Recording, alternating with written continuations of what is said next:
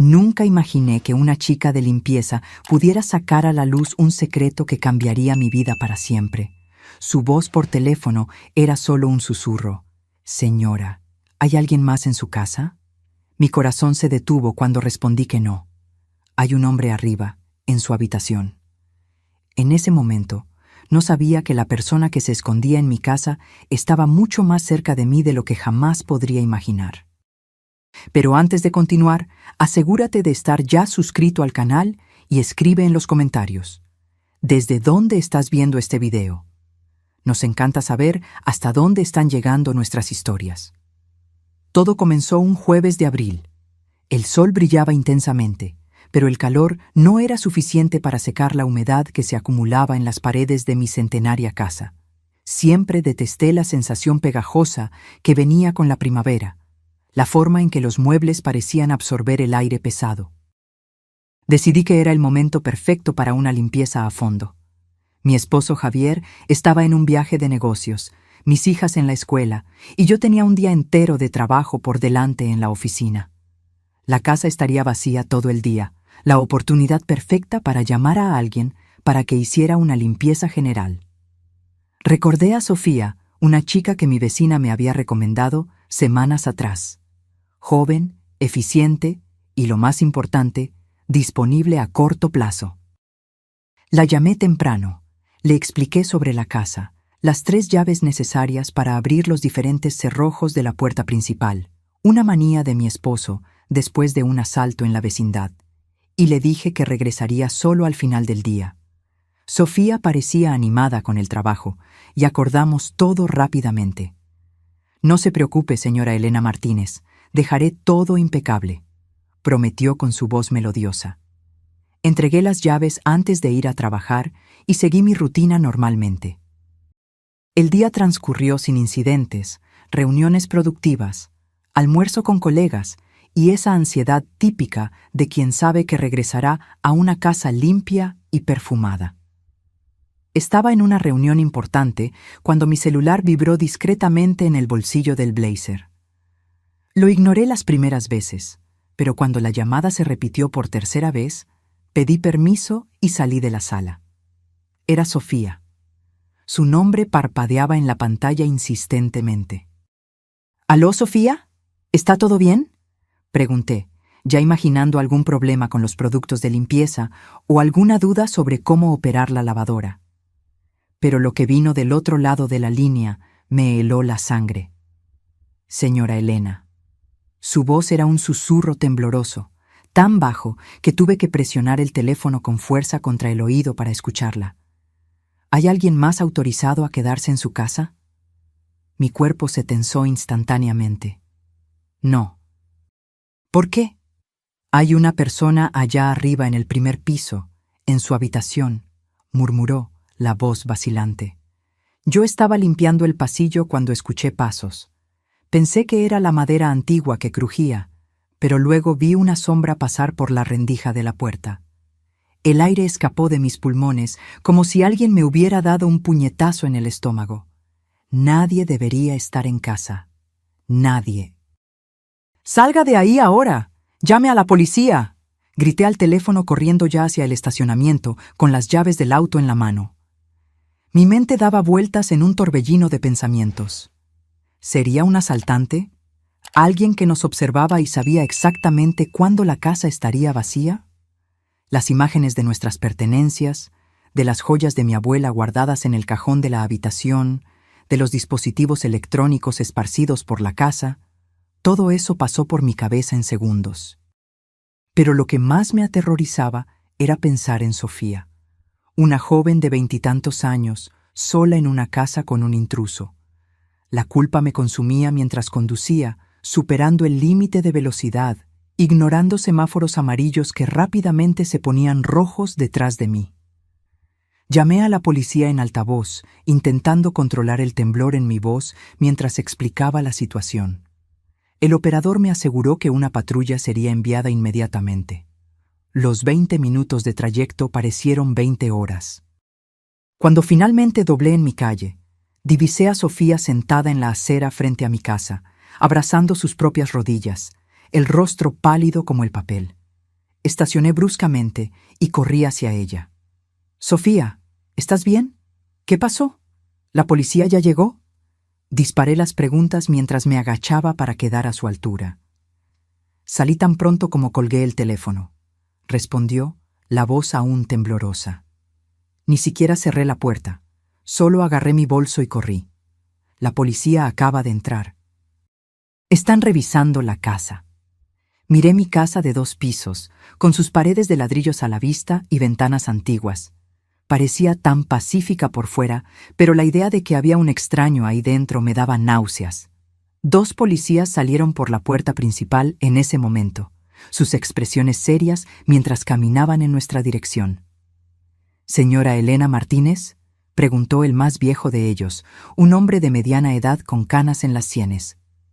«Sí, soy yo», respondí, levantándome rápidamente. Hicimos una búsqueda completa en la casa. Revisamos todos los cuartos, armarios, debajo de las camas, incluso el ático y el sótano. No hay nadie ahí dentro. Fruncí el ceño, confundida. «¿Estás seguro?» Sofía vio a alguien arriba. El policía asintió con firmeza. «Absolutamente. No hay señales de allanamiento. Todas las ventanas y puertas están intactas. Nada parece haber sido movido o robado». Miré a Sofía, que parecía tan confundida como yo. «Pero yo vi a alguien», insistió, su voz más firme ahora.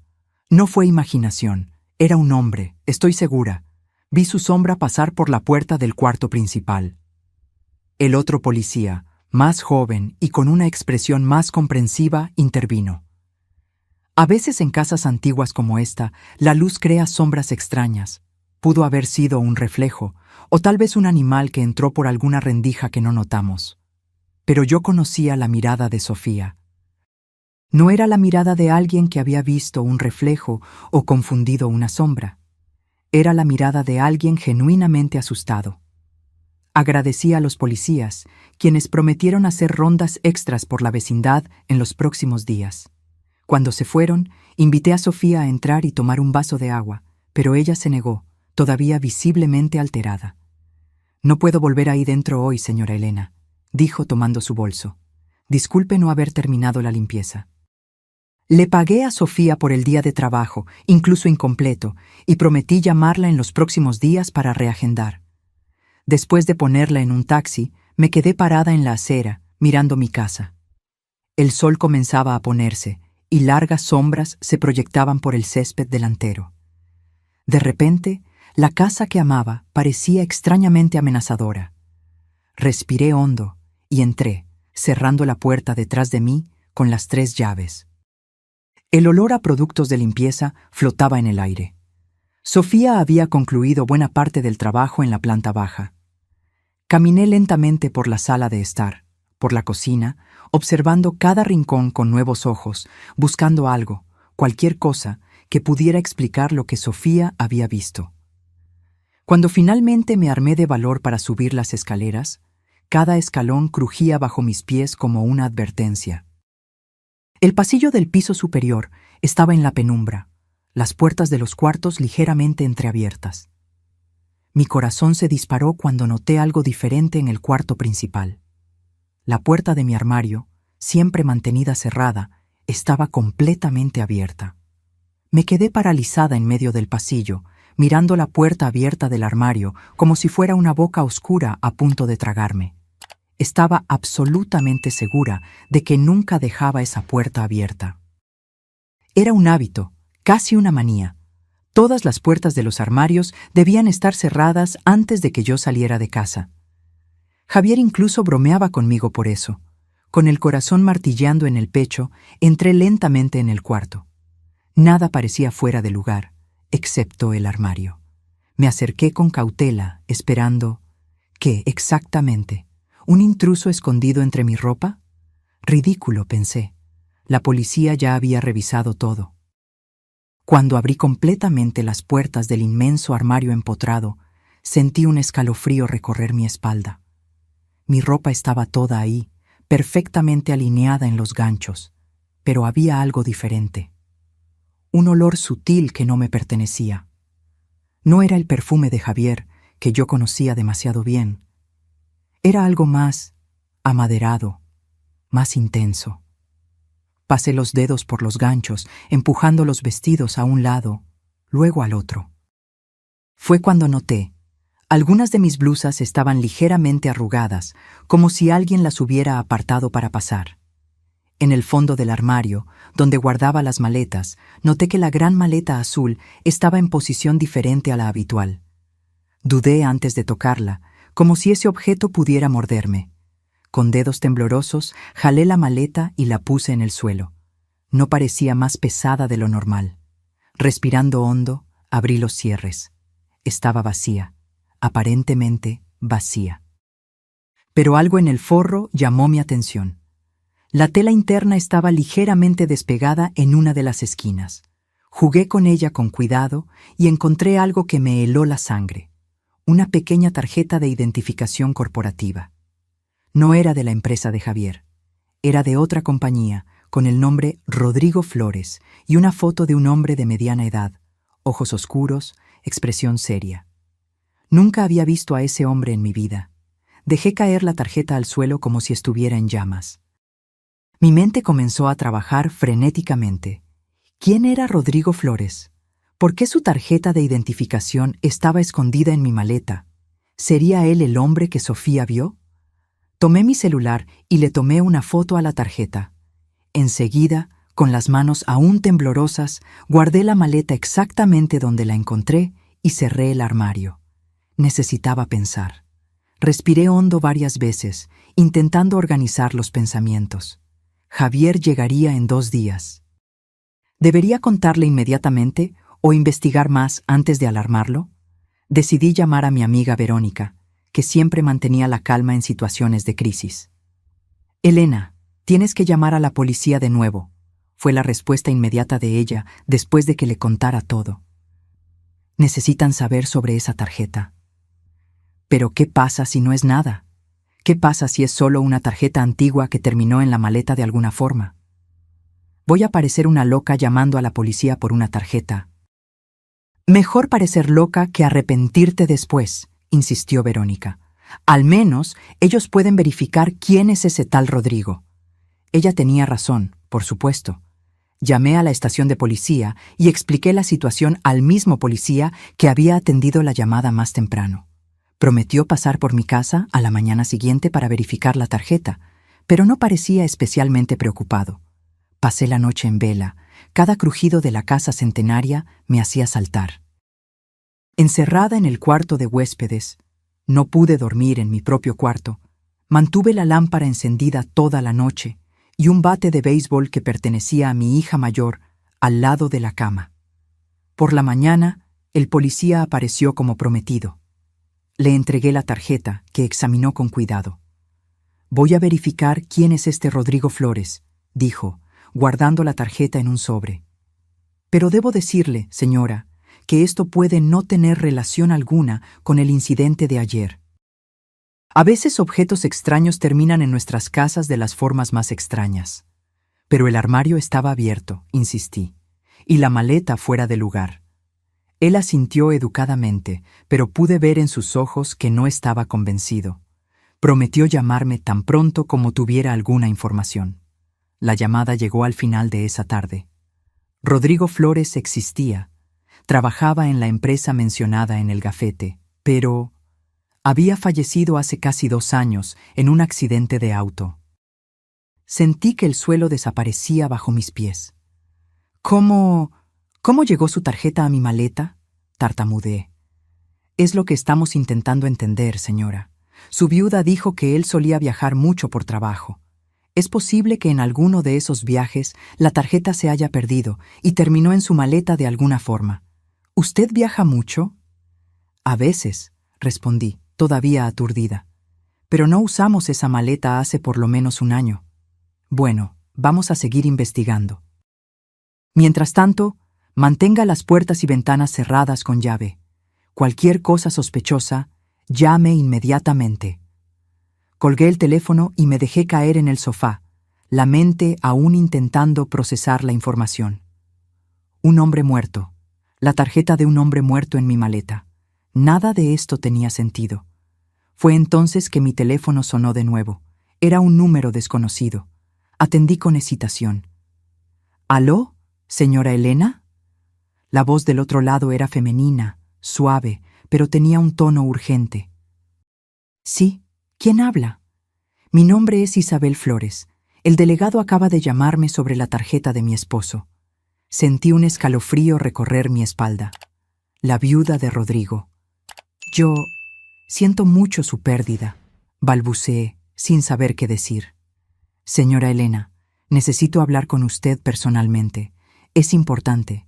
Es sobre Rodrigo y sobre su esposo, Javier. Mi corazón se detuvo. ¿Qué tiene que ver Javier? Hubo una larga pausa. Ellos trabajaron juntos, en un proyecto secreto. Hay cosas que usted necesita saber. Las palabras de ella cayeron como piedras en el silencio de mi sala. ¿Javier y Rodrigo? ¿Trabajando juntos? Javier era ingeniero civil en una constructora hace más de 15 años. Por lo que yo sabía, él nunca había mencionado a un Rodrigo Flores. Creo que usted está confundiendo a mi esposo con otra persona, respondí, intentando mantener la voz firme. No lo estoy. Javier Mendoza, nacido en Guadalajara, cicatriz en el hombro derecho de un accidente en la infancia, colecciona relojes antiguos. Mi sangre se heló. Esas eran informaciones personales que muy pocas personas conocían sobre Javier. ¿Cómo usted? ¿Podemos encontrarnos mañana? En un lugar público, claro. ¿La cafetería en la plaza central, tal vez? Es realmente importante. Acepté, todavía en shock, y marcamos para el día siguiente a las 10 de la mañana. Tan pronto como colgué, mi celular sonó de nuevo. Era Javier. Hola, amor. Su voz familiar sonó reconfortante después de tantas sorpresas. ¿Cómo están las cosas por ahí? Dudé. Debería contarle sobre la tarjeta, sobre Sofía viendo a alguien, sobre la llamada extraña de Isabel. Algo me impidió. Una voz en el fondo de mi mente me decía que esperara, que escuchara lo que Isabel tenía que decir antes. Todo tranquilo. Mentí, odiándome por eso. ¿Cuándo regresas exactamente? Mañana por la noche. Logré adelantar algunas reuniones. Mi corazón se aceleró. Tendría que encontrarme con Isabel y regresar antes de que Javier llegara. Genial, te extrañamos, logré decir, manteniendo el tono casual. Yo también, te amo. Yo también te amo. Colgué, sintiendo un peso en el pecho. En 12 años de matrimonio, nunca le había mentido a Javier. Y ahora, de repente, estaba escondiendo algo potencialmente serio. ¿Qué estaba pasando con nuestra vida aparentemente perfecta? Aquella noche, con las niñas ya durmiendo en su cuarto, volví a mi habitación y miré fijamente el armario por largos minutos. Algo me decía que había más allí, que la tarjeta no era la única cosa fuera de lugar. Comencé a examinar metódicamente cada rincón, cada cajón. Fue en el último cajón, el que guardaba los documentos importantes, que encontré algo extraño. Un sobre marrón que nunca había visto antes, escondido bajo las escrituras de la casa y las pólizas de seguro. Dentro había fotos. Fotos de Javier con otro hombre, que reconocí como Rodrigo Flores por la tarjeta, en lugares que no reconocí. Bares, restaurantes, frente a un edificio imponente que parecía un hotel de lujo.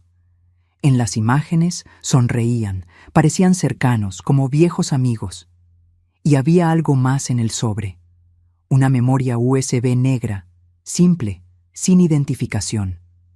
Corrí a buscar mi laptop. Mis manos temblaban tanto que tardé 3 intentos para conectar la memoria.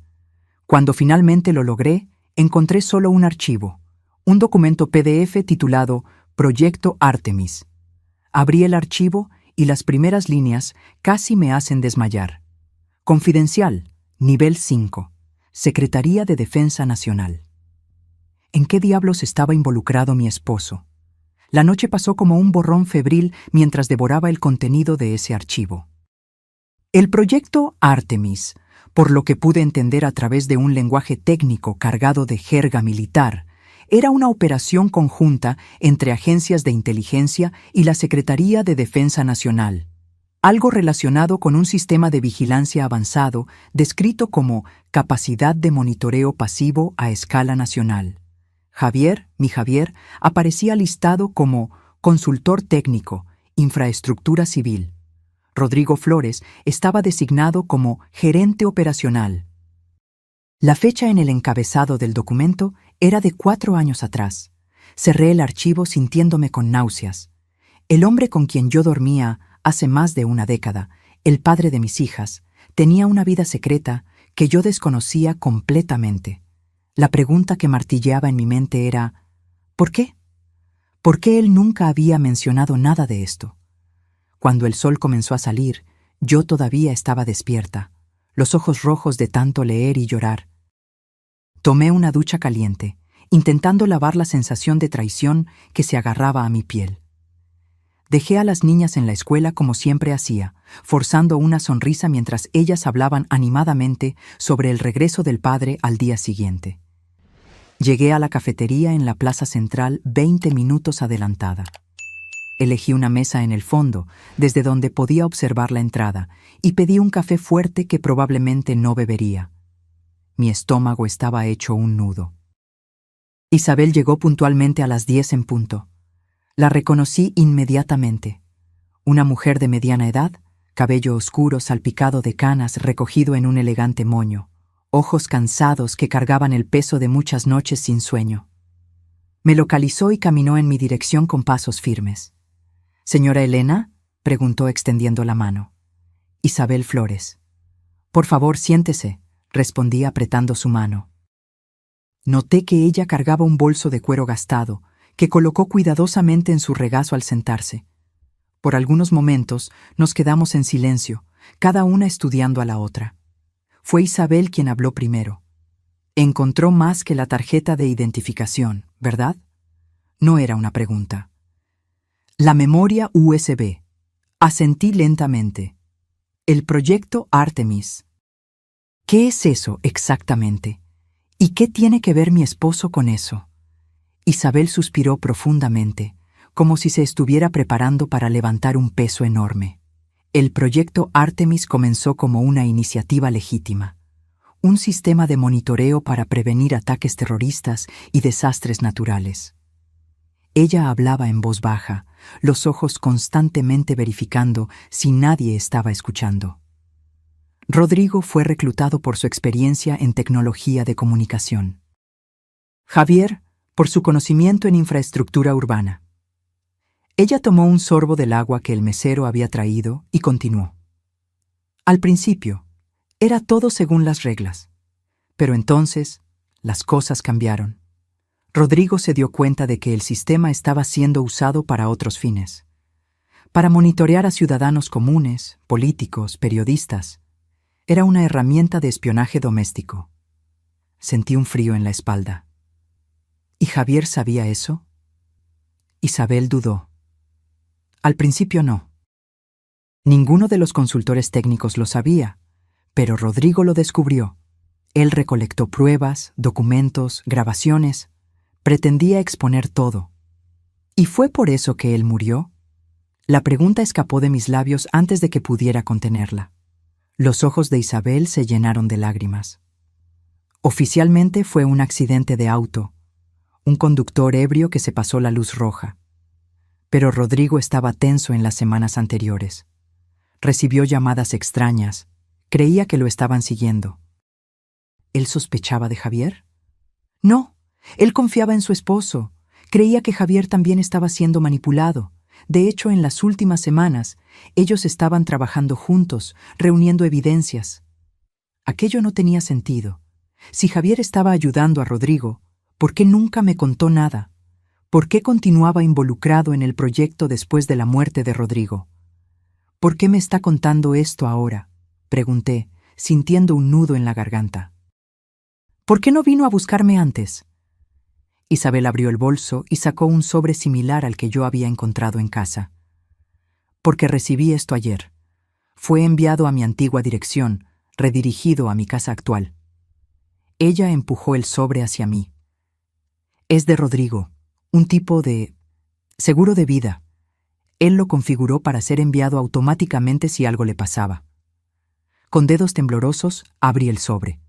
Dentro había una carta escrita a mano y una pequeña llave plateada. Rodrigo sospechaba que estaba siendo vigilado. Continuó Isabel mientras yo examinaba el contenido. Él escondió las evidencias más comprometedoras en un lugar seguro y dejó instrucciones para que yo las recuperara si algo pasaba.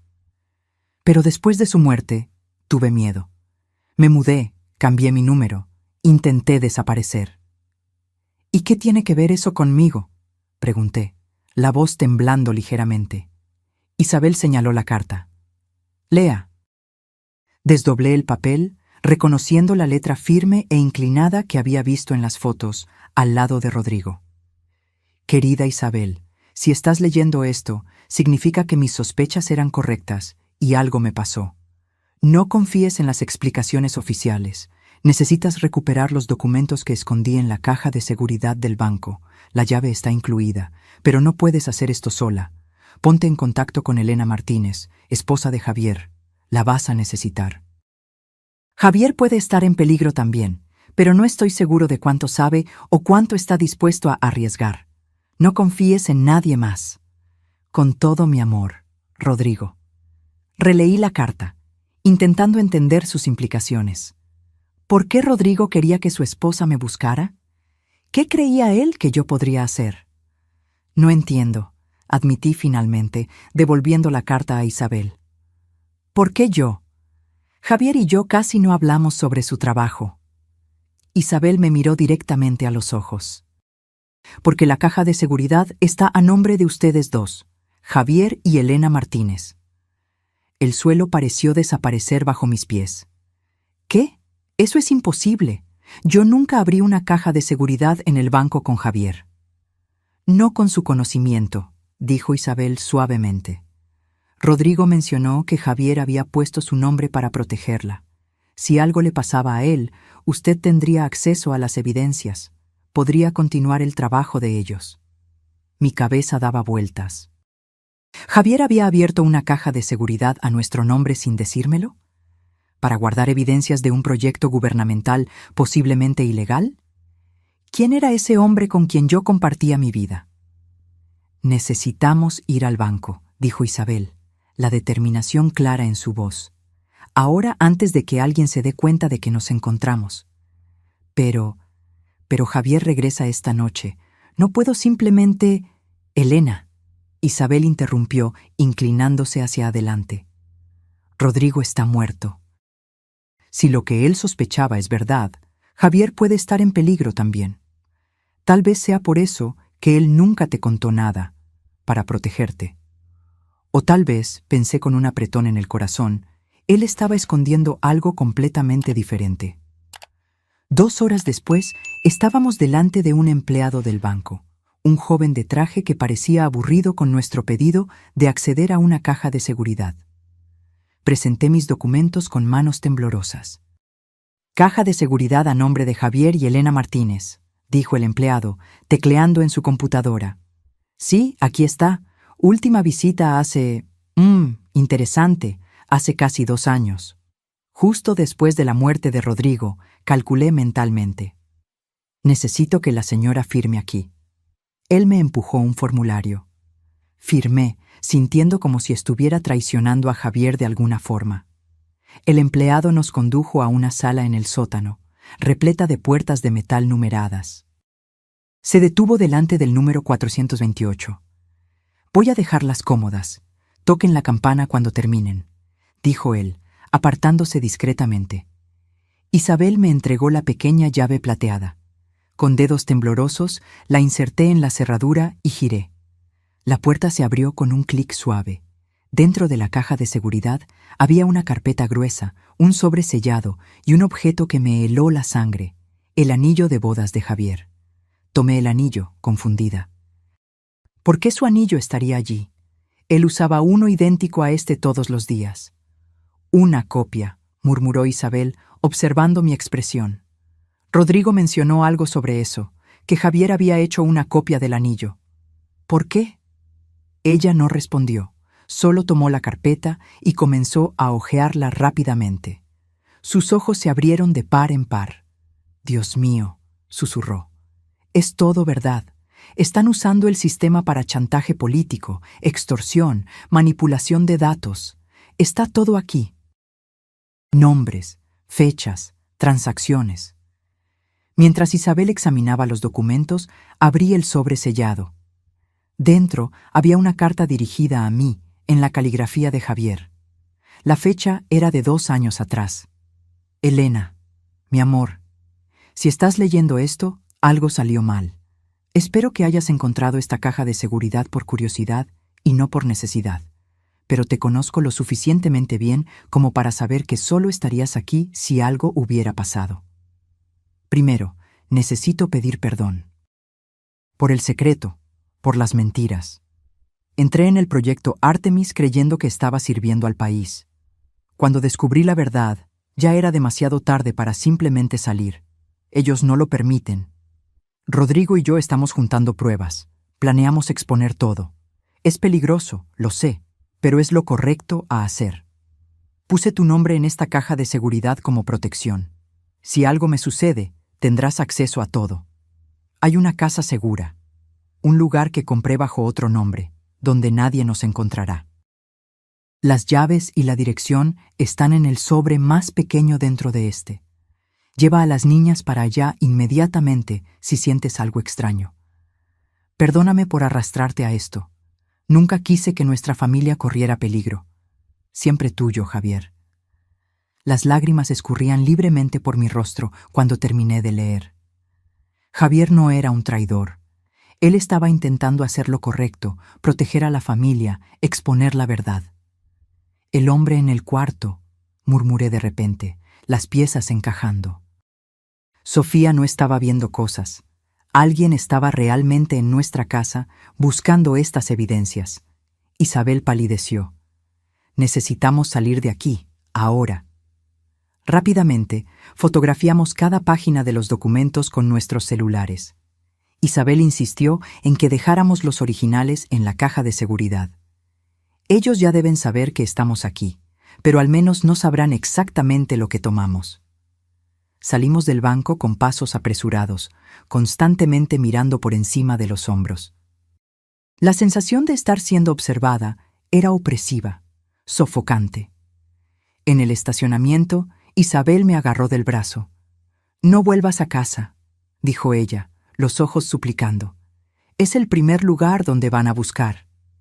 «Mis hijas», respondí, el pánico creciendo. «Ellas salen de la escuela a las 3. Tengo que recogerlas».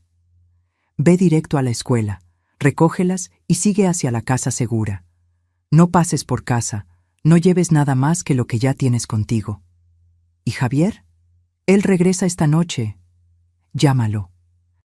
Di que hubo una emergencia familiar, que llevaste a las niñas a la casa de tu madre, cualquier cosa, pero no menciones la caja de seguridad, no por teléfono. Asentí, sintiendo como si hubiera entrado en una película de espionaje, pero esto era real, terriblemente real.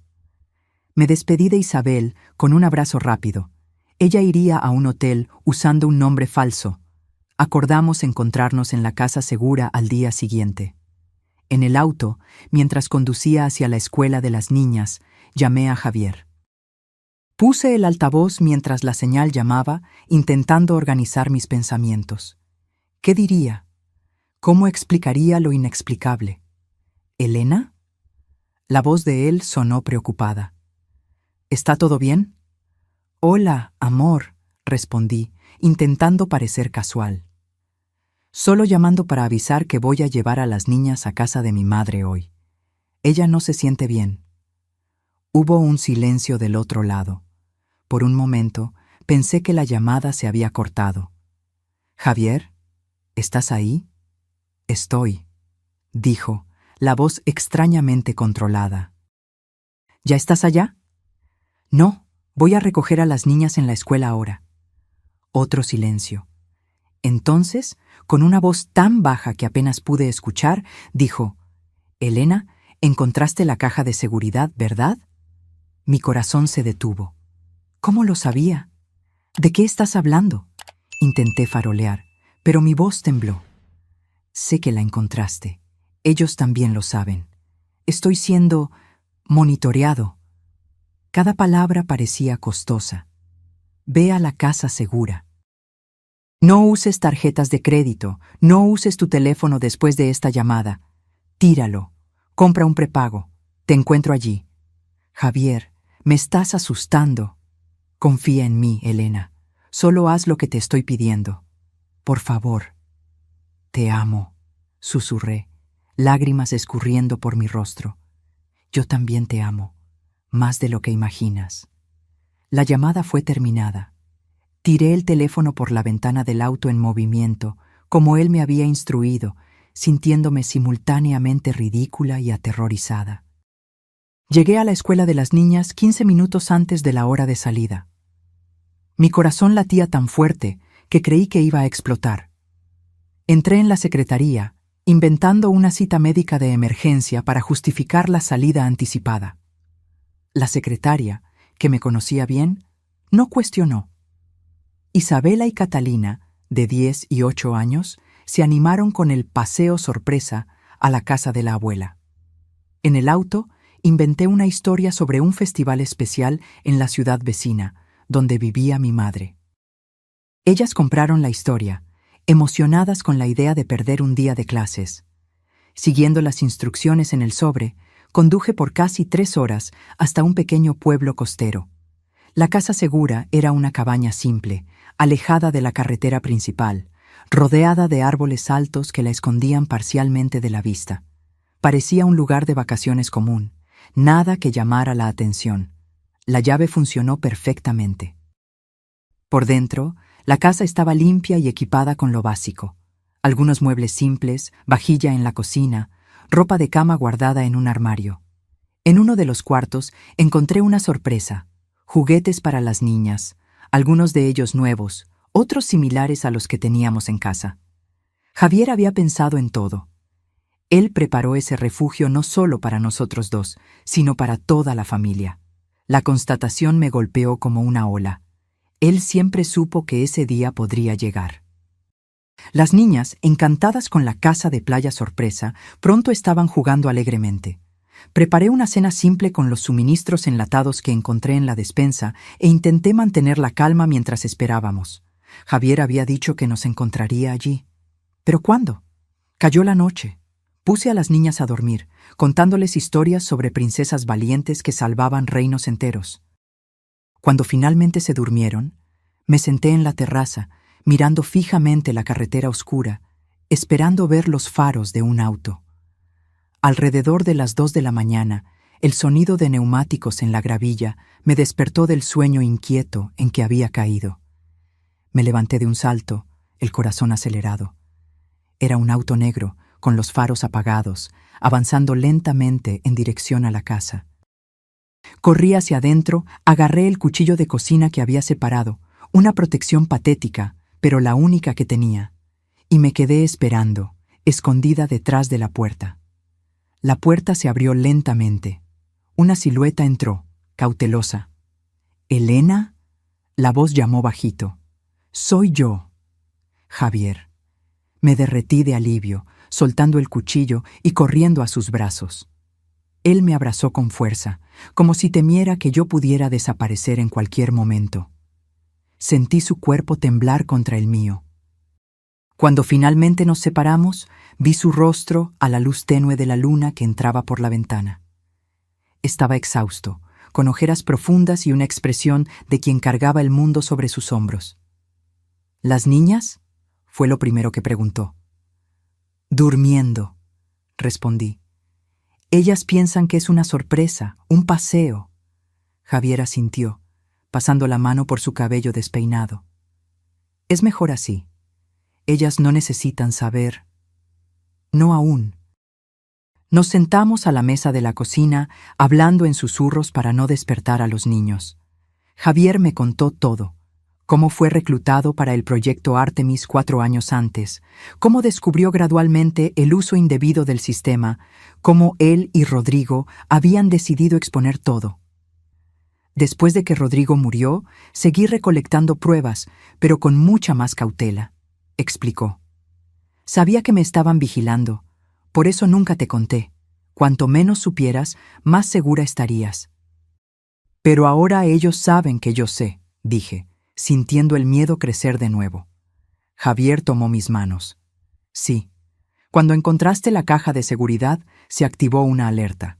Parte de la seguridad que configuramos. No imaginé que la encontrarías así, de repente. Fue por la tarjeta de Rodrigo. Sofía, la chica de limpieza, vio a alguien en la casa. La policía no encontró a nadie, pero el armario estaba abierto, la maleta fuera de lugar. Los ojos de Javier se abrieron de par en par. Alguien estaba buscando las evidencias, probablemente el mismo agente que me ha estado siguiendo en las últimas semanas. Se pasó la mano por el rostro, pareciendo aún más cansado. Estamos en problemas, Elena. Grandes problemas. A la mañana siguiente, Javier estaba sentado en la terraza cuando desperté. Las ojeras bajo sus ojos indicaban que no había dormido. Las niñas todavía dormían, exhaustas del viaje y de la excitación del día anterior. Tenemos que hablar sobre lo que haremos a continuación, dijo él cuando me senté a su lado con una taza de café. No podemos quedarnos aquí por mucho tiempo. Esta casa es segura por ahora, pero eventualmente la encontrarán. ¿A dónde vamos entonces?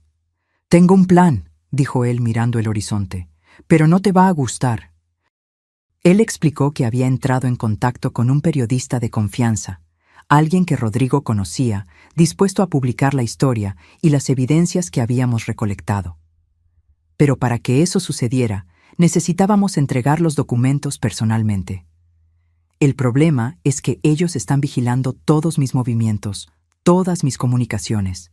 Si yo intento entregar los documentos, me interceptarán antes de que llegue al periodista. Entonces yo lo haré, dije inmediatamente. Javier negó con la cabeza. Es exactamente lo que estaba pensando, pero no me gusta la idea de ponerte en peligro. Javier, ya estoy en peligro. Todos nosotros lo estamos. Él asintió tristemente. El plan es el siguiente. Tú te vas a encontrar con el periodista mientras yo creo una distracción. Voy a hacer que piensen que tengo los documentos conmigo, que estoy intentando huir del país. Ellos vendrán detrás de mí, dejando el camino libre para ti. ¿Y las niñas? Pregunté, un nudo formándose en la garganta. Isabel se va a quedar con ellas aquí. Ella llega en unas horas. Sentí mi corazón apretarse. ¿Por cuánto tiempo estaremos separados? Javier desvió la mirada, y en ese momento supe que él estaba escondiendo algo. «Javier», insistí, agarrando su rostro y forzándolo a mirarme. «¿Por cuánto tiempo?» «No lo sé», admitió finalmente. «Después de que entregues los documentos y la historia sea publicada, no será seguro para mí regresar. Ellos sabrán que fui yo. Entonces vamos todos juntos, podemos salir del país, empezar de nuevo en otro lugar». «No es tan simple», dijo él, la voz quebrándose. «Ellos tienen conexiones en todas partes. ¿Y qué pasa con las niñas? ¿Qué tipo de vida sería esa? Siempre huyendo, siempre mirando por encima del hombro». «¿Qué tipo de vida sería sin su padre?», repliqué, las lágrimas comenzando a caer. Javier me jaló a sus brazos y nos quedamos así, abrazados, por un largo tiempo. Él tenía razón, por supuesto. Las niñas necesitaban estabilidad, una oportunidad de crecer sin miedo. Si todos huíamos juntos, nunca tendríamos paz. ¿Cuánto tiempo tenemos hasta que tú te vayas?, pregunté finalmente, secando las lágrimas. Esta noche. El periodista te estará esperando mañana por la mañana. El día pasó como un borrón surrealista. Isabel llegó alrededor del mediodía, trayendo suministros y ropa para las niñas. Ella parecía más tranquila que el día anterior, más resuelta. Las tres conversamos en susurros en la cocina, mientras las niñas jugaban en la playa frente a la casa. «Tengo contactos que pueden ayudar a Javier a desaparecer por un tiempo», dijo Isabel. «Personas que ayudaron a Rodrigo cuando él estaba investigando. Él estará seguro». Asentí, incapaz de hablar. La idea de separarme de Javier, tal vez por meses o años, era insoportable. Pero ¿cuál era la alternativa? Por la tarde llevé a las niñas a un paseo por la playa, intentando memorizar cada sonrisa, cada risa, como si fueran las últimas, aunque yo sabía que no lo serían. Regresaríamos por ellas, Javier y yo, de alguna forma. Cuando el sol comenzó a ponerse, Javier reunió a toda la familia en la sala. Las niñas se sentaron en la alfombra, confundidas con la atmósfera solemne. «Papi y mami necesitan hacer un viaje de trabajo», explicó Javier, arrodillándose para quedar a su altura. «Ustedes se quedarán con la tía Isabel por algunos días, ¿está bien?» Isabela, la mayor, frunció el ceño. «¿Por qué no podemos ir juntos?» «Es un viaje aburrido, de adultos», respondió, forzando una sonrisa. «Ustedes se aburrirían. Además, ¿la playa no es mucho más divertida?» Catalina, la menor, asintió entusiastamente, pero Isabela continuó desconfiada. Ella siempre fue la más perceptiva. «¿Cuándo regresan?», preguntó, sus ojos fijos en los de Javier. Hubo una breve hesitación. «Pronto, princesa, más rápido de lo que te imaginas».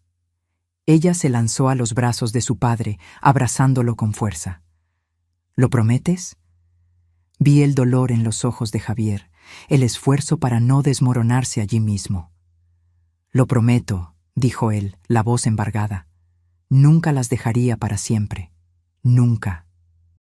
Después de que las niñas se fueron a la cama, Javier y yo nos quedamos en la sala, revisando el plan una vez más. El periodista, Marco Torres, me encontraría en una cafetería en el centro de la capital a las 10 de la mañana. Yo llevaría una memoria USB con todas las evidencias y un dossier impreso. Javier partiría esta noche, conduciendo en la dirección opuesta, asegurándose de ser visto, dejando pistas falsas. «¿Estás seguro de que esto va a funcionar?», pregunté, la ansiedad creciendo. «No», admitió él, «pero es nuestra mejor oportunidad». A las 23:08, después de verificar que las niñas estaban durmiendo profundamente, Javier se preparó para partir. Estábamos en la terraza, la noche oscura y silenciosa a nuestro alrededor, solo el sonido de las olas rompiendo en la playa. «Cuida de nuestras niñas», dijo él, sosteniendo mi rostro entre sus manos. «Diles que las amo más que a nada en este mundo». «Tú vas a decir eso personalmente», respondí, intentando sonar confiada. «Pronto». Él sonrió tristemente. «Sí, pronto». Nos besamos una última vez, un beso desesperado, lleno de promesas no dichas y miedos no expresados. Entonces, sin mirar atrás, él entró en el auto y partió, los faros cortando la oscuridad hasta desaparecer en la curva de la carretera. Me quedé allí, parada, hasta que el último sonido del motor desapareció. Una parte de mí quería correr detrás de él, suplicarle que se quedara, para que encontráramos otra solución, pero sabía que no había otra. De vuelta a la casa, encontré a Isabel en la cocina, preparando un té. «Es un hombre valiente», dijo ella, entregándome una taza. «Así como tú eres una mujer valiente». Negué con la cabeza. «No me siento valiente, me siento aterrorizada». «Eso es lo que es el valor, Elena. Hacer lo que se tiene que hacer, incluso aterrorizada». Dormí poco aquella noche, despertando a cada ruido, a cada cambio en el viento. A las 6 de la mañana ya estaba de pie, preparándome para mi parte en el plan. Isabel me entregó un celular prepago que había comprado. «Llama solo si es absolutamente necesario», advirtió, «y deséchalo inmediatamente después». Me vestí con ropa simple y discreta, sujeté el cabello bajo un sombrero y me puse gafas oscuras. Un disfraz básico, pero era lo mejor que podíamos hacer. La memoria USB con las evidencias estaba segura en un compartimento secreto en el bolso que Isabel había modificado. Antes de partir, fui al cuarto donde las niñas dormían. Besé sus frentes suavemente, prometiendo silenciosamente que regresaría por ellas, que nuestra familia estaría reunida de nuevo un día. El viaje hasta Ciudad de México demoró casi 4 horas. Seguí rigurosamente las instrucciones de Javier, tomando rutas secundarias, parando solo una vez para llenar el tanque, pagando en efectivo. Todo el tiempo, mis ojos verificaban el retrovisor, buscando cualquier señal de que estaba siendo seguida. Llegué a la cafetería 10 minutos antes de la hora marcada. Era un lugar concurrido en el centro de la ciudad, lleno de ejecutivos y turistas. El tipo de ambiente donde nadie prestaría mucha atención a una mujer común tomando café. Elegí una mesa en el fondo, desde donde podía observar la entrada, y pedí un café. Marco Torres llegaría exactamente a las 10 horas, vistiendo una chaqueta azul marino y cargando un periódico enrollado en la mano izquierda. Esas eran las instrucciones que Javier me había dado. Los minutos pasaban lentamente. 9:55, 9:58, 10:0. Escaneé a cada persona que entraba, buscando la chaqueta azul marino, el periódico. Mi corazón latía tan fuerte que creí que las personas en las mesas vecinas podrían escucharlo. 10:05, 10:10. Ninguna señal de Marco. La ansiedad comenzó a crecer. ¿Habría pasado algo? ¿Había desistido? O peor, ¿había sido interceptado? 10:15. Un hombre entró en la cafetería. 40 y pocos años, canas en las sienes, gafas de montura fina. Vestía una chaqueta azul marino, pero no cargaba periódico alguno. Miró alrededor, como si buscara a alguien. Dudé. ¿Era él? ¿Por qué no estaba con el periódico? Javier había sido específico sobre eso. El hombre caminó en mi dirección, deteniéndose a unos pasos de mi mesa. Nuestras miradas se encontraron brevemente, y entonces él se sentó en una mesa cercana, pidiendo un café al mesero. Mi mente trabajaba frenéticamente. ¿Era una señal? ¿Debería abordarlo? ¿Y si no fuera Marco, sino alguien enviado para interceptarme? Decidí esperar. Si fuera realmente Marco, eventualmente él daría alguna señal más clara. Si no fuera... Bueno, yo todavía tenía la opción de salir discretamente. El hombre tomó su café lentamente, ocasionalmente mirando en mi dirección. Después de algunos minutos, agarró el celular y comenzó a teclear algo. Poco después, el celular prepago en mi bolsillo vibró. Un mensaje de texto de un número desconocido. La jornada de la verdad comienza con un paso valiente. Era la frase código que Javier me había dicho. Este era Marco Torres. Me levanté casualmente, agarré mi bolso y caminé hasta su mesa. Me senté en la silla vacía frente a él, como si fuéramos viejos amigos encontrándose. Esperaba un periódico, dije en voz baja. Él sonrió levemente. Hubo un cambio de planes. Recibí un aviso de que podría haber ojos atentos. ¿De Javier? Él negó con la cabeza. No directamente. Tengo mis propias fuentes. Miró alrededor discretamente. No debemos quedarnos aquí por mucho tiempo. ¿Tienes el material? Asentí. Completo, como prometido. Genial. Vamos a salir separadamente. Tú primero. Camina hasta la librería 3 cuadras al sur. Entra, ve a la sección de libros de viaje. Deja el bolso con los documentos en el estante de guías turísticas de Europa. Toma cualquier libro de allí y ve a la caja. Yo recuperaré el bolso unos minutos después. La instrucción me tomó por sorpresa. ¿Dejar el bolso? Pero... Es más seguro así, interrumpió él.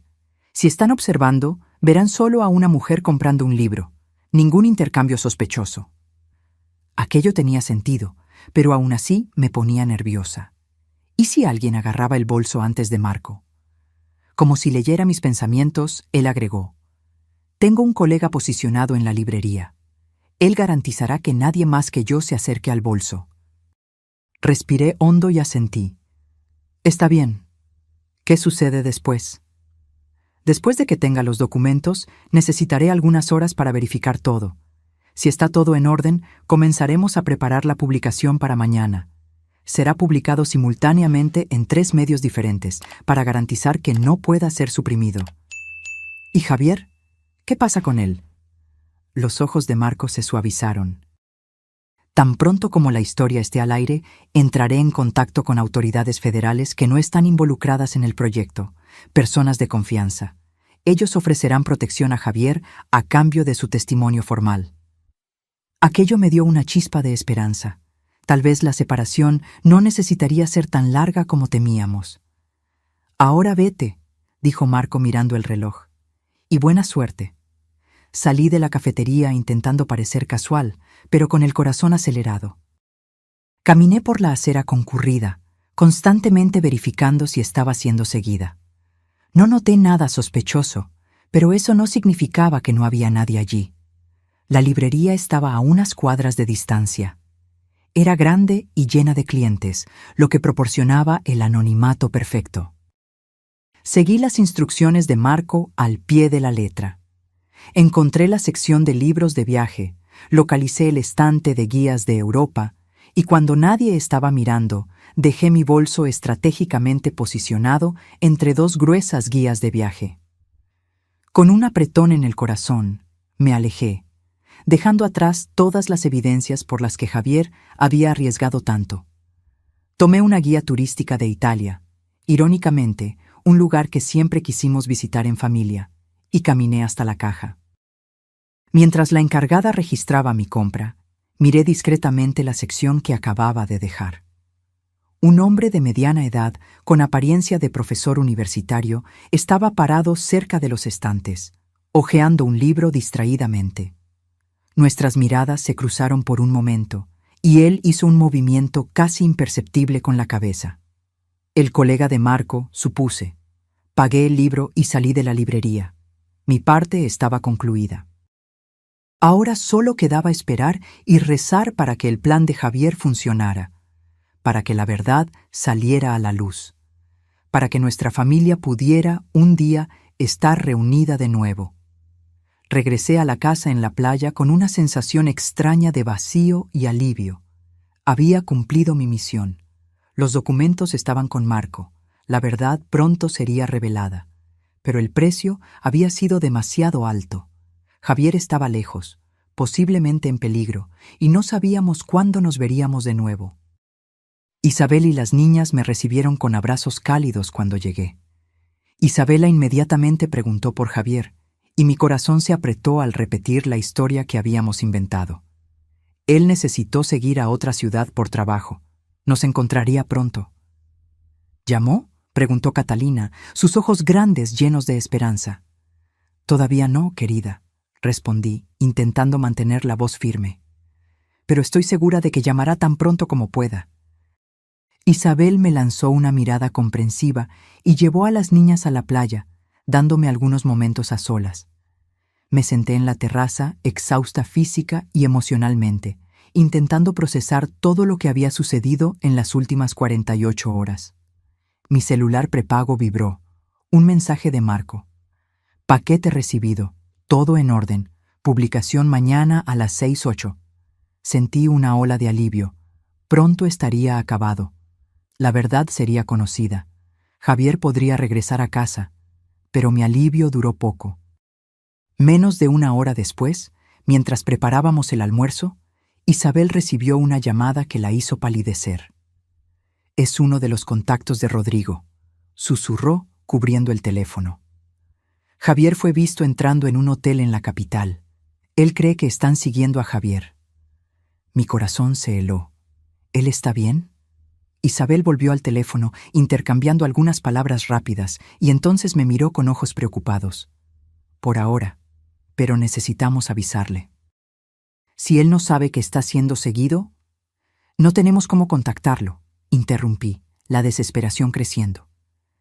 «Él desechó el teléfono, ¿recuerdas?». Isabel se mordió el labio, pensativa. «El contacto dice que Javier parecía estar preparándose para salir del país. Había un helicóptero reservado para esta noche, partiendo de un campo privado en las afueras de la ciudad». «Eso no tiene sentido», dije, confundida. Javier nunca mencionó un helicóptero. El plan era que él creara una distracción, no realmente intentar huir. Una sospecha terrible comenzó a formarse en mi mente. ¿Y si Javier hubiera mentido sobre el plan? ¿Y si él pretendiera desaparecer permanentemente, abandonándonos para protegernos? «Necesito ir hasta allá», decidí súbitamente. Necesito encontrar a Javier antes de que cometa una locura. Isabel intentó disuadirme, argumentando que era demasiado peligroso, que yo podría ser seguida, que pondría todo en riesgo. Pero mi decisión estaba tomada. Tú te quedas con las niñas, dije, ya agarrando las llaves del auto. Yo regreso con Javier, lo prometo. El camino de vuelta a la capital pareció aún más largo esta vez. Conduje por el resto de la tarde, parando solo para llenar el tanque y comprar un mapa, ya que no tenía GPS sin mi celular normal. Cuando finalmente llegué, ya estaba oscureciendo. El contacto de Isabel me había dado la dirección del hotel donde Javier había sido visto. Era un lugar discreto, ni muy lujoso ni muy simple. El tipo de establecimiento donde viajeros de negocios se hospedarían. Perfecto para pasar desapercibido. Estacioné a unas cuadras de distancia y caminé hasta allí, manteniendo el sombrero y las gafas oscuras como disfraz a pesar de la noche que caía. El vestíbulo estaba tranquilo cuando entré, solo algunos huéspedes pasando, una recepcionista aburrida hojeando una revista. Me acerqué al mostrador, ensayando mentalmente lo que diría. Necesitaba descubrir en qué cuarto estaba Javier sin levantar sospechas. Buenas noches, saludé a la recepcionista con una sonrisa. Estoy buscando a mi esposo, Javier Mendoza. Él debe haber llegado hoy más temprano. La joven tecleó algo en la computadora, verificando el registro. Sí, señor Mendoza está en el cuarto 507. ¿Quiere que yo llame para anunciarla? No, respondí rápidamente. Quiero darle una sorpresa. ¿Podría darme una llave? La recepcionista dudó. Lo siento, señora, pero necesitaría ver su identificación primero y el señor Mendoza tendría que autorizar. En ese momento, alguien tocó mi hombro. Me giré, esperando ver a Javier, pero en vez de eso, me encontré cara a cara con un hombre alto, de traje oscuro, con un auricular casi imperceptible. «Señora Mendoza», dijo él, su voz grave y controlada. «Qué coincidencia encontrarla aquí». Retrocedí instintivamente. «¿Quién es usted?» «Un colega de trabajo de su esposo», respondió él con una sonrisa que no alcanzaba sus ojos. «De la parte del proyecto que ustedes han estado discutiendo tanto últimamente». Me congelé. Este hombre era del proyecto Artemis. Sabía quién era yo, sabía lo que estábamos haciendo. No sé de qué está hablando, intenté farolear, pero mi voz tembló. Creo que sí sabe. Él dio un paso adelante. ¿Por qué no conversamos en un lugar más privado? Su esposo nos está esperando. Era una trampa, obvio. Miré rápidamente alrededor, buscando una salida, una forma de escapar. Pero el hombre agarró mi brazo, firme lo suficiente para lastimar. «No haga una escena», murmuró él. «Hay niños en este hotel». La amenaza velada fue lo suficiente para hacerme cooperar. Dejé que él me guiara hasta el elevador, mi cerebro trabajando frenéticamente para encontrar una salida. En el 5º piso, él me condujo por el pasillo hasta la puerta del cuarto 507. Golpeó 3 veces en un ritmo específico y la puerta se abrió. Javier estaba allí dentro, sentado en una silla en el centro del cuarto. Su rostro mostraba señales de lucha, un corte en la ceja, un hematoma formándose en el pómulo. Otros 2 hombres de traje estaban en el cuarto, uno al lado de Javier, otro cerca de la ventana. «¡Elena!», exclamó Javier, intentando levantarse, pero siendo empujado de vuelta por el hombre a su lado. «No deberías estar aquí». «¿Por qué viniste?» «Isabel recibió una llamada», respondí, la voz temblorosa. «Dijeron que te estaban siguiendo, que ibas a intentar salir del país».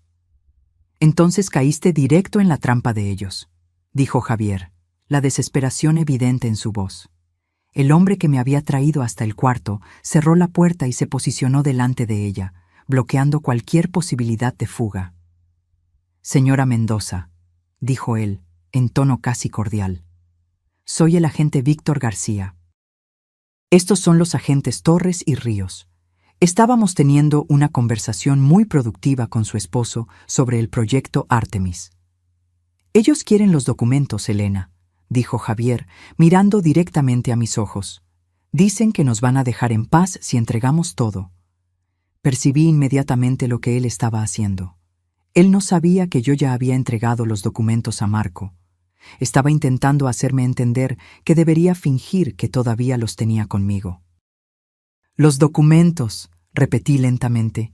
¿Y por qué yo se los daría a ustedes? El agente García sonrió, una sonrisa fría que no alcanzaba sus ojos. Porque, señora Mendoza, la alternativa sería muy desagradable. Para usted, para su esposo y, más importante, para sus adorables hijas. La sangre se heló en mis venas. No se atreva a amenazar a mis hijas. No es una amenaza, dijo él suavemente. Es una observación. Vivimos en un mundo peligroso. Accidentes suceden todos los días. Niños se pierden. Tragedias ocurren. Javier se retorció en la silla furioso. ¡Maldito! ¡Deja a mi familia fuera de esto! El agente Torres dio una fuerte bofetada en el rostro de Javier, haciéndolo gemir de dolor. Avancé instintivamente, pero García me detuvo. Los documentos, señora Mendoza. ¿Dónde están? Mi mente trabajaba frenéticamente. Necesitaba ganar tiempo, por lo menos hasta la mañana siguiente, cuando la historia sería publicada. No están conmigo, respondí finalmente. Eso ya lo sabemos, dijo García pacientemente. Revisamos su auto. ¿Dónde los escondió? En un lugar seguro, respondí vagamente. En una caja de seguridad. Javier me miró, confusión momentánea pasando por su rostro antes de entender mi juego. Elena, no les digas. No importa lo que hagan conmigo. Oh, no se preocupe, señor Mendoza, dijo García, sus ojos nunca dejando mi rostro. No vamos a lastimarlo, mucho, pero su esposa nos va a llevar hasta los documentos, ¿verdad? Tragué saliva. Necesitaba parecer convincente. Sí, yo los llevo, pero quiero garantías. Quiero que dejen ir a mi esposo. Quiero su palabra de que nuestras hijas estarán seguras. García se rió. Señora Mendoza, no estamos en posición de negociar, pero digamos que, si nos entrega todo, absolutamente todo, podemos considerar dejar a su familia en paz. Después de que verifiquemos la autenticidad de los documentos, claro. Miré a Javier, intentando comunicar silenciosamente mi plan. Él pareció entender, asintiendo casi imperceptiblemente. Está bien, cedí. Pero necesitamos ir ahora. El banco cierra a las 8. García consultó el reloj. Tenemos 1 hora, más que suficiente. Él hizo un gesto a Torres. Quédate con el esposo. Si no regresamos en 2 horas, tú sabes lo que hacer. Torres asintió gravemente, y un escalofrío recorrió mi espalda. García y Ríos me escoltaron fuera del hotel, cada uno agarrando firmemente uno de mis brazos, como si fuéramos viejos amigos dando un paseo. Mi auto está a unas cuadras, dije, intentando parecer cooperativa.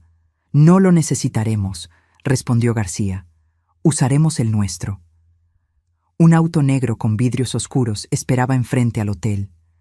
Ríos abrió la puerta trasera y me empujó hacia adentro, sentándose a mi lado. García asumió el volante. ¿Para cuál banco?, preguntó él, encendiendo el motor. Di el nombre y dirección del banco donde Javier y yo realmente teníamos la caja de seguridad. Era una apuesta arriesgada, pero necesitaba parecer verdadera. Mientras el auto avanzaba por las calles de la ciudad, intenté elaborar un plan. ¿Cómo los distraería cuando llegáramos al banco? ¿Cómo ganaría tiempo hasta la mañana siguiente? «Sabe, señora Mendoza», dijo García, mirándome por el retrovisor, «su esposo cometió un error grave. Él era valioso para el proyecto. Tenía un futuro brillante por delante, pero decidió preocuparse demasiado por la ética».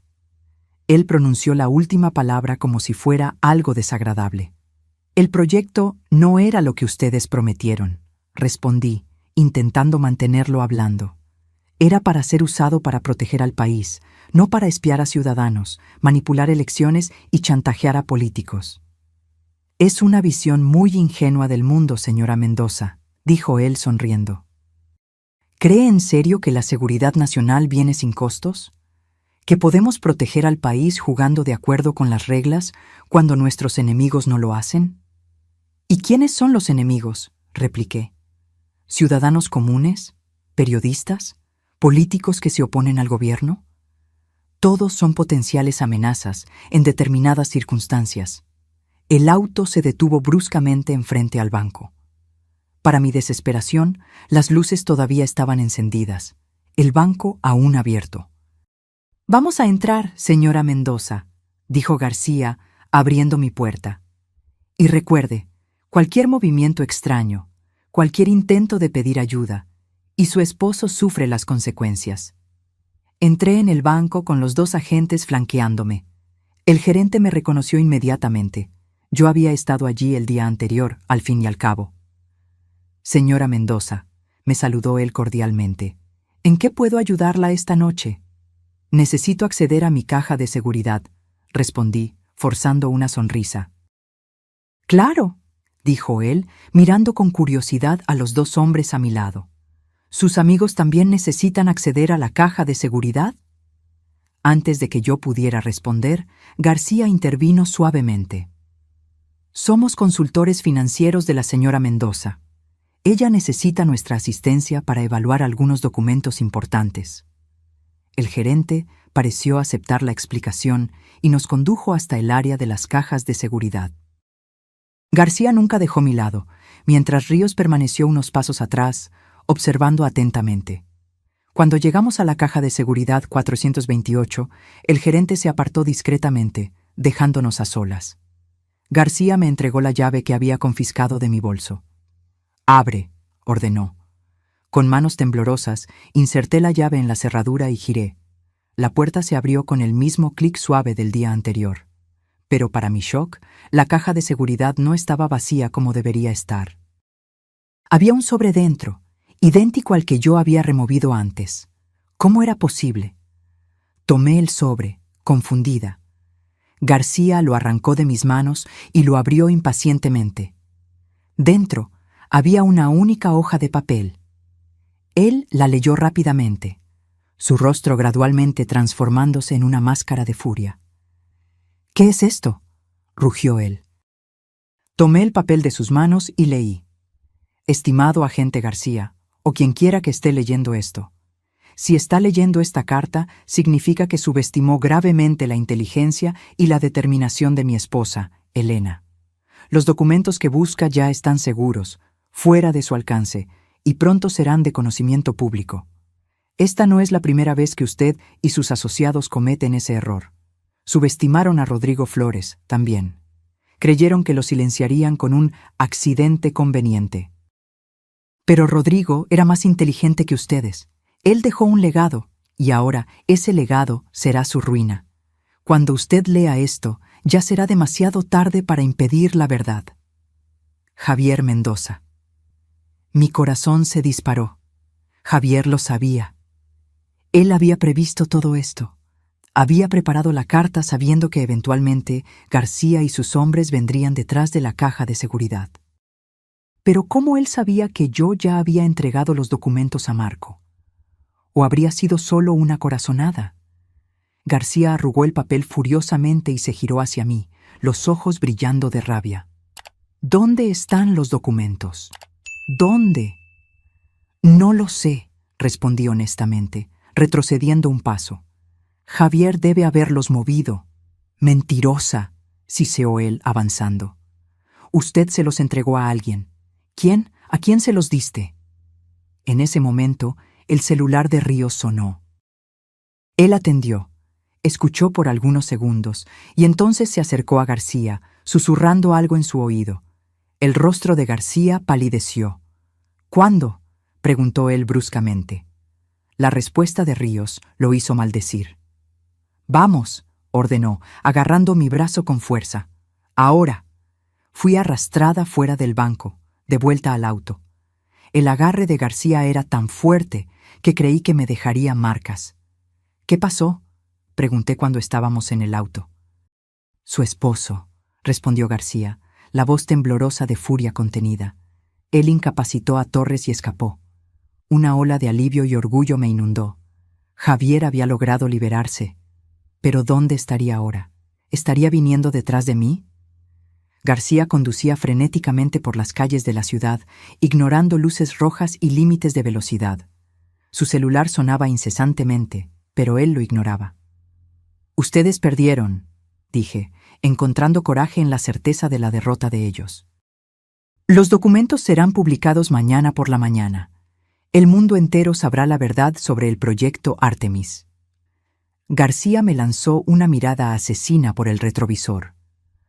«Usted no tiene idea de con quién está lidiando, señora Mendoza. ¿Cree que somos solo algunos agentes corruptos?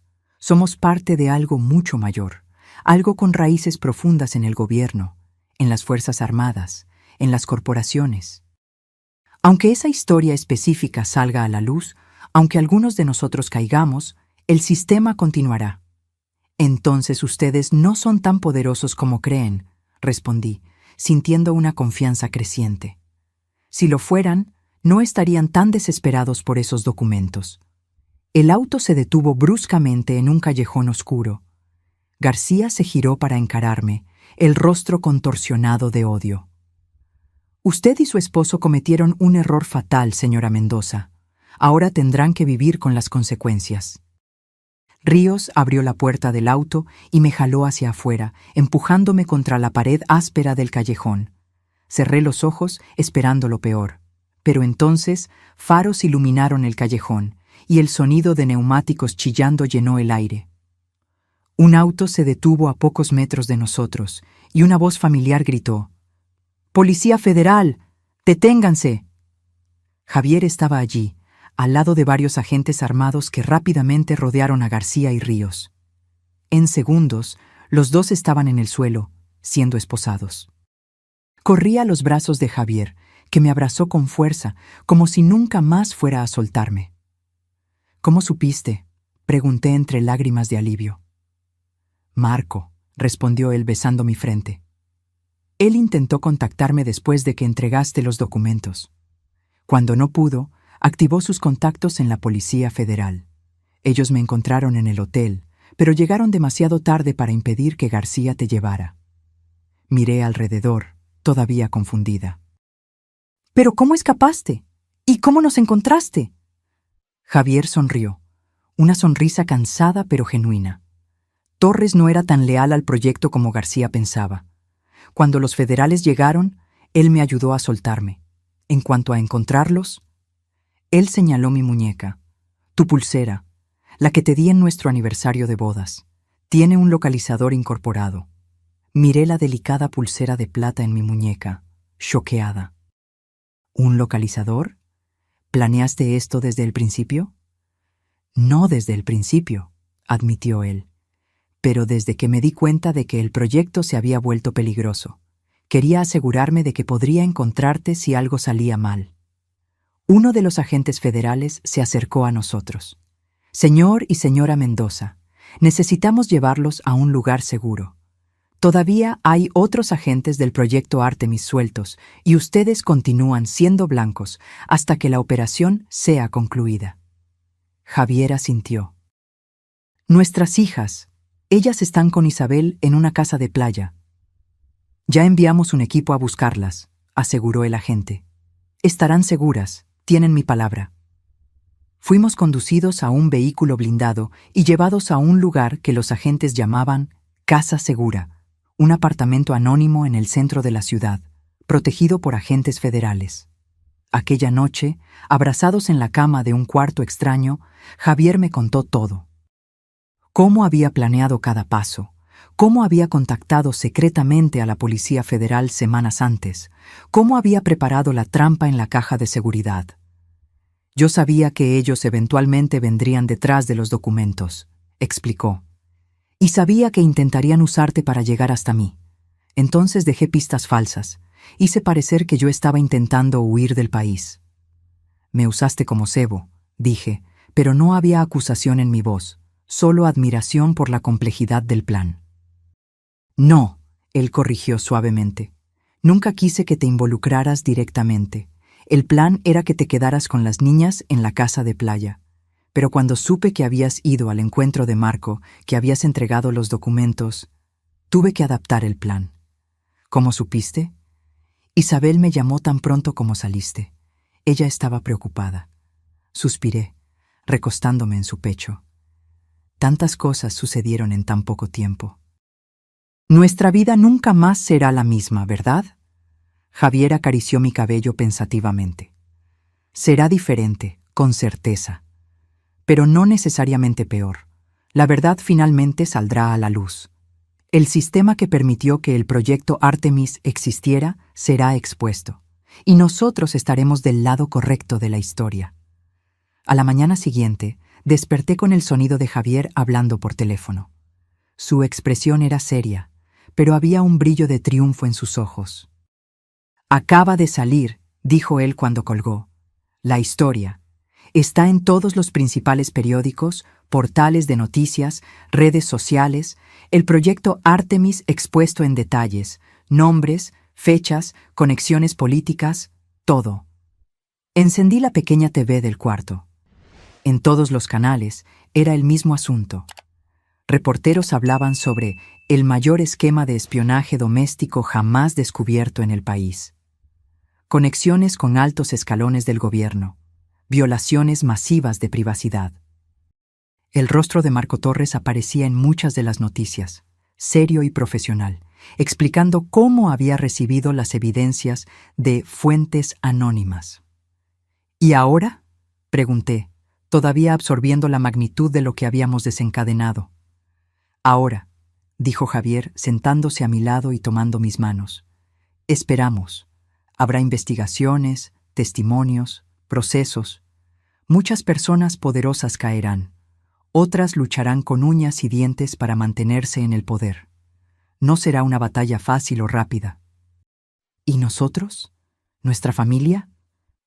Javier sonrió, una sonrisa genuina que iluminó su rostro cansado.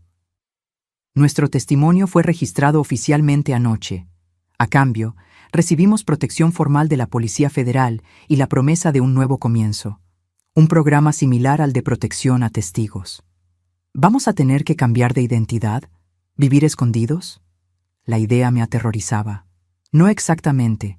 Seremos reubicados, sí, probablemente en otra ciudad. Tendremos seguridad por un tiempo. Pero podremos seguir siendo nosotros mismos, solo que en un nuevo contexto. En ese momento, la puerta del apartamento se abrió y dos pequeñas figuras entraron corriendo en el cuarto. ¡Mami! ¡Papi!, gritaron Isabela y Catalina al unísono, lanzándose sobre nosotros en la cama. Las abracé con fuerza, lágrimas de alivio escurriendo por mi rostro. Javier nos envolvió a todos en sus brazos fuertes y nos quedamos así por un largo tiempo, una familia reunida después de la tormenta. Isabel apareció en la puerta, observando la escena con una sonrisa emocionada. «Ustedes lo lograron», dijo ella suavemente. «Rodrigo estaría orgulloso». Miré a mi esposo, a mis hijas, a la amiga que se había convertido en una aliada crucial. Pensamientos sobre el futuro incierto todavía flotaban en mi mente, pero en ese momento todo lo que importaba era que estábamos juntos, seguros, vivos. La verdad había triunfado, al menos por ahora. Y eso, me di cuenta, era más de lo que muchos lograban en toda una vida. 6 meses pasaron desde aquella noche fatídica. 6 meses de testimonios, audiencias secretas, negociaciones con fiscales y agentes federales. 6 meses viviendo bajo protección constante, en casas temporales, siempre con la sensación de estar en tránsito, nunca realmente establecidos. Las niñas enfrentaron todo con una resiliencia que me sorprendía diariamente. Isabela, con su naturaleza observadora, pronto se dio cuenta de que algo mucho más allá de un viaje de trabajo había sucedido. Nos sentamos con ella una noche y le explicamos, en términos que una niña de 10 años pudiera comprender, que su padre había descubierto personas haciendo cosas equivocadas y las había denunciado, y que por eso necesitábamos mudarnos por un tiempo. ¿Como superhéroes en misión secreta?, preguntó ella, los ojos brillantes. Javier rió. la primera risa genuina que escuché de él en semanas. Algo así, princesa, solo que sin las capas geniales. La historia del proyecto Artemis dominó el noticiero por semanas. Como Javier predijo, muchas personas poderosas cayeron. Ministros renunciaron. Generales fueron destituidos. Ejecutivos de grandes corporaciones fueron acusados. Pero, también como predijo, el sistema luchó para protegerse. Hubo intentos de desacreditar las evidencias, de pintar a Javier y Rodrigo como traidores de la patria, de transformar la narrativa de un programa de espionaje ilegal en una necesaria iniciativa de seguridad nacional. Felizmente, la solidez de los documentos y el apoyo de periodistas éticos como Marco Torres garantizaron que la verdad prevaleciera. Isabel permaneció con nosotros durante todo ese período. Se convirtió en una segunda madre para las niñas, una confidente para mí, una aliada inestimable para Javier. Juntos formamos una especie de familia extendida, unidos por la pérdida, por la lucha y por la esperanza de un futuro mejor. Ahora, finalmente, estábamos a punto de comenzar ese futuro. La Policía Federal había concluido que era seguro para nosotros establecernos permanentemente. No en nuestra ciudad natal, el riesgo aún era considerado demasiado alto, sino en un pequeño pueblo costero en el extremo sur del país, a miles de kilómetros de nuestro antiguo hogar. ¿Estás lista?, preguntó Javier, entrando en nuestro cuarto temporal, donde yo terminaba de guardar la última ropa en la maleta. Casi, respondí, doblando cuidadosamente el vestido favorito de Catalina. Es extraño, ¿sabes? Después de tanto tiempo viviendo con lo mínimo, en lugares que nunca fueron realmente nuestros, la idea de tener una casa permanente de nuevo parece irreal. Javier se sentó en el borde de la cama, observándome con aquellos ojos que yo conocía tan bien, pero que ahora cargaban un peso que no estaba allí antes de que todo esto comenzara. ¿Te arrepientes?, preguntó él suavemente. ¿De haberme apoyado, de haberte involucrado en todo esto? Detuve lo que estaba haciendo y me senté a su lado, tomando sus manos en las mías. Ni por un segundo, respondí firmemente. Hicimos lo correcto, Javier. No importa el costo, no importa cuán difícil haya sido, era lo correcto a hacer. Él asintió, apretando mis manos. Te amo tanto, Elena. No sé si algún día lograré expresar cuánto te agradezco por estar a mi lado en todo esto.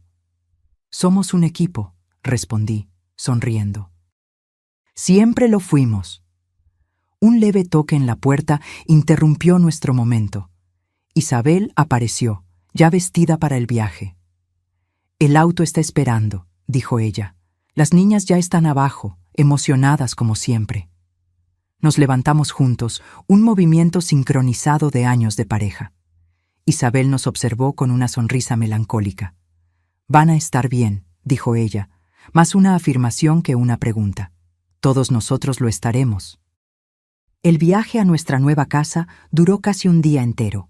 Un vuelo comercial bajo nombres que aún no eran oficialmente nuestros, seguido por algunas horas de auto en carreteras cada vez más pequeñas y más aisladas. Cuando finalmente llegamos, el sol comenzaba a ponerse, lanzando un brillo dorado sobre el pequeño pueblito a la orilla del mar. Nuestra nueva casa quedaba en la cima de una colina suave, con vista al océano. Era más pequeña que nuestra antigua residencia, más simple en muchos aspectos, pero increíblemente acogedora. Un jardín pequeño enfrente, un patio más amplio en la parte de atrás, con espacio suficiente para que las niñas jugaran. El interior era iluminado y aireado, con ventanas grandes que dejaban entrar la brisa marina. Las niñas corrieron hacia adentro, reclamando cuartos, explorando rincones, ya haciendo planes para decoración y juegos. Isabel las siguió, asegurando que no rompieran nada en su entusiasmo. Javier y yo nos quedamos por un momento en la terraza del frente, observando el sol sumergirse en el océano, pintando el cielo en tonos de naranja y rosa. «Es hermoso», murmuré, apoyándome en él. «Lo es», concordó él, envolviéndome con el brazo. «Un buen lugar para recomenzar». En los días que siguieron, comenzamos a establecernos en nuestra nueva realidad. Javier había sido contratado para enseñar ingeniería en la pequeña universidad local, un cambio significativo de su antigua carrera, pero uno que él abrazó con entusiasmo. Yo decidí abrir una pequeña oficina de consultoría en diseño, trabajando remotamente para clientes que nunca necesitarían conocer mi rostro o mi historia. Isabel decidió quedarse con nosotros, al menos por ahora. Compramos una pequeña casa para ella no muy lejos de la nuestra. Ella comenzó a trabajar como voluntaria en la biblioteca local, encontrando paz entre los libros y el silencio. Las niñas se adaptaron con sorprendente facilidad a la nueva escuela, haciendo amigos, aprendiendo a amar el mar y los espacios abiertos. A veces agarraba a Isabela mirando contemplativamente el horizonte y sabía que ella extrañaba su antigua vida, a los amigos que había dejado atrás. Pero ella nunca se quejaba, nunca cuestionaba la necesidad de estar allí. Una noche, cerca de un mes después de nuestra llegada, Javier y yo estábamos sentados en la terraza de atrás, observando las estrellas. Las niñas ya estaban durmiendo, exhaustas del viaje y de la excitación del día anterior. «Recibí una llamada de Marco hoy», dijo Javier, rompiendo el silencio confortable. «¿Algo mal?», pregunté, inmediatamente tensa. «No», él me aseguró rápidamente. Buenas noticias, de hecho. El último de los directores del proyecto Artemis fue formalmente acusado. El sistema está efectivamente desmantelado. Dejé escapar un suspiro de alivio. ¿Entonces se acabó? ¿Realmente se acabó? Javier asintió lentamente. Esta parte sí. Pero Marco mencionó que hay rumores de otros proyectos similares, en otras agencias, otros países. La batalla por la privacidad, por la verdad, nunca realmente termina. Pero no será nuestra batalla, dije, medio pregunta, medio afirmación. Javier tomó mi mano, entrelazando nuestros dedos. No activamente, no. Hicimos nuestra parte. Ahora es hora de que vivamos nuestras vidas, criemos a nuestras hijas, construyamos algo nuevo. Nos quedamos en silencio de nuevo, absorbiendo la tranquilidad de la noche, el sonido distante de las olas, el calor del uno del otro. ¿Sabes qué me di cuenta?, dije finalmente. Aquel día, cuando Sofía me llamó, asustada porque vio a alguien en nuestra casa, fue el inicio de todo. Si ella no hubiera visto a ese agente, si no hubiera encontrado el valor para llamarme, tal vez nunca hubiéramos descubierto la verdad. Tal vez tú nunca hubieras sido expuesto. Tal vez todavía estaríamos viviendo en esa mentira. El destino a veces trabaja de formas extrañas, concordó Javier. Un pequeño momento, una decisión aparentemente insignificante, puede cambiarlo todo. ¿Crees que ella lo sabe? Sofía, quiero decir. ¿El papel que desempeñó en todo esto? Javier sonrió. Le mandé un sobre a ella, anónimamente, antes de salir de la ciudad. Dinero suficiente para pagar su universidad, con un simple billete agradeciendo por su valor y honestidad. Sonreí, sintiendo una ola de cariño por este hombre que, incluso en medio del caos, encontraba tiempo para pensar en la gentileza. ¿Qué pasó con García y los otros?, pregunté, recordándome de los hombres que habían amenazado a nuestra familia. Presos. Cumpliendo largas sentencias en diferentes penitenciarías federales. Ellos ya no representan una amenaza. Asentí, sintiendo un peso salir de mis hombros. Era bueno saber que había justicia, incluso que parcial, incluso que tardía. ¿Y Rodrigo?, pregunté suavemente, sabiendo cuán doloroso era el asunto todavía para Javier. ¿Crees que su muerte finalmente fue justificada? Javier miró el cielo estrellado, como si buscara respuestas en las constelaciones. Creo que sí. Su sacrificio no fue en vano. Las verdades que él comenzó a desvelar finalmente salieron a la luz. Eso no lo trae de vuelta, pero le da sentido a su muerte. Apoyé mi cabeza en su hombro, sintiendo la familiar sensación de seguridad que siempre encontré allí, incluso en los momentos más sombríos. Fuimos afortunados, murmuré. En medio de todo esto, a pesar de todo lo que perdimos, todavía nos tenemos el uno al otro. Tenemos a nuestras hijas, tenemos un futuro. Javier besó la parte superior de mi cabeza. No fue suerte, Elena, fue elección. Elegimos quedarnos juntos, elegimos luchar por la verdad, elegimos proteger a nuestra familia a todo costo. Hicimos elecciones difíciles y ahora estamos viviendo con las consecuencias, las buenas y las malas. A la mañana siguiente, desperté con el sonido del mar y el aroma de café fresco. Las niñas ya estaban en la cocina con Javier, preparando un desayuno elaborado: panqueques, frutas, huevos revueltos. Una celebración improvisada para marcar nuestro primer mes en la nueva casa. Mientras comíamos, riendo de las bromas de Catalina y escuchando a Isabela hablar animadamente sobre un proyecto escolar, sentí una ola de gratitud tan intensa que casi me dejó sin aliento. Habíamos perdido tanto: nuestra casa, nuestra ciudad, amigos, parientes, carreras que amábamos, y aún así, mirando aquella mesa, aquellos rostros que amaba más que nada, sentí que habíamos ganado algo aún más valioso: una segunda oportunidad. Una semana después, recibí una carta. No tenía remitente, solo mi nombre en el sobre. Dentro había un recorte de periódico, una pequeña noticia sobre la inauguración de una biblioteca comunitaria en una ciudad distante, bautizada con el nombre de Rodrigo Flores. Junto con el recorte había un billete escrito a mano. A veces, incluso en las sombras más oscuras, la luz encuentra un camino. Gracias por ser esa luz. M.T. Marco Torres. El periodista que había ayudado a exponer la verdad, que había arriesgado su propia seguridad para publicar nuestra historia. Le mostré la carta a Javier aquella noche y vi sus ojos llenarse de lágrimas. Una biblioteca, murmuró él, una sonrisa temblorosa en sus labios. Rodrigo habría amado esto. A medida que los días se transformaron en semanas y las semanas en meses, nuestra nueva vida fue tomando forma. La casa en el árbol fue concluida, convirtiéndose en el refugio favorito de las niñas. El pequeño negocio de diseño que inicié comenzó a prosperar, con clientes de todo el país. Javier encontró una satisfacción inesperada en la vida académica, inspirando a jóvenes estudiantes de ingeniería con su conocimiento y experiencia. Isabel, inicialmente tan frágil y perdida, floreció en nuestra pequeña comunidad.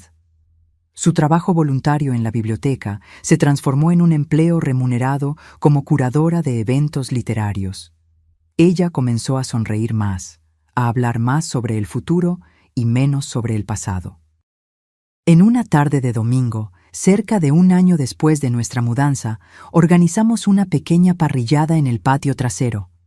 Isabel estaba allí, claro, junto con algunos amigos que habíamos hecho en la ciudad, colegas de Javier de la universidad, padres de amigos de las niñas, vecinos que nos habían recibido con los brazos abiertos sin nunca cuestionar nuestro pasado misterioso.